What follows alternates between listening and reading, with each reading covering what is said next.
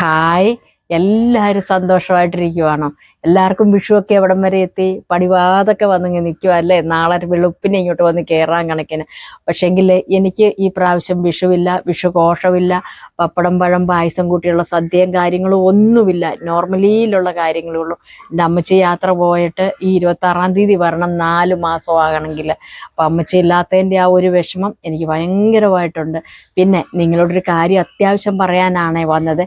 നിങ്ങളുടെ വീട്ടിൽ 80 വയസ്സിന് മേളിലോട്ടുള്ള അച്ഛനോ അമ്മയോ ഉണ്ടെങ്കിൽ എൻ്റെ ഈ വീഡിയോ കാണുന്ന നിങ്ങൾ വന്ന് കമൻറ്റ് ബോക്സിൽ വന്ന് കമൻറ്റ് ചെയ്യാൻ മറക്കല്ല. എന്താണെന്ന് ചോദിച്ചാൽ അച്ഛനും അമ്മയ്ക്കും എൻ്റെ വക കൈനീട്ടം നാളെ ഉണ്ടായിരിക്കുന്നതാണ്. കമൻറ്റ് ചെയ്താൽ മാത്രം പോരാ, നിങ്ങളുടെ ഗൂഗിൾ പേ നമ്പറും കൊടുത്തിരിക്കണം കേട്ടോ. എൻ്റെ അച്ഛനും അമ്മയ്ക്കും കൊടുക്കാൻ വെച്ചിരുന്ന ആ കൈനീട്ടം അവർക്കുള്ളതാണ് കേട്ടോ. അപ്പം നിങ്ങളുടെ കൈനീട്ടം എനിക്ക് എന്താ ഉള്ളത്? നിങ്ങളുടെ സ്നേഹം മാത്രം മതി കേട്ടോ.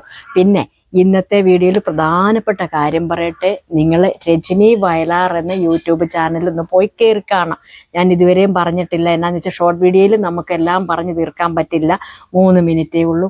ഈ പ്രാവശ്യത്തെ വിഷുഫലം എന്ന് പറഞ്ഞിട്ടുണ്ടെങ്കിൽ അത് സമ്പൂർണ്ണ വിഷുഫലം നോക്കിയിട്ടുണ്ട് ചേട്ടായി.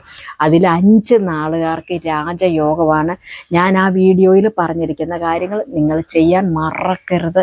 അതുപോലെ തന്നെ മറ്റൊരു കാര്യം, ഞങ്ങളുടെ പ്രോഡക്റ്റായ ഉൽപ്പന്നം എന്ന് പറയുന്നത് അമ്മച്ചി സ്പെഷ്യൽ കാച്ചെണ്ണ, baby hair oil, baby oil, അച്ചാർ ഉൽപ്പന്നങ്ങൾ, ഇടിയിറച്ചി, എല്ലാവിധ സാധനങ്ങളും, അതുപോലെ വാദം കൊണ്ട് ബുദ്ധിമുട്ടുന്നവർക്കുള്ള തൈലവും കുഴമ്പും എല്ലാം റെഡിയാണ് കേട്ടോ.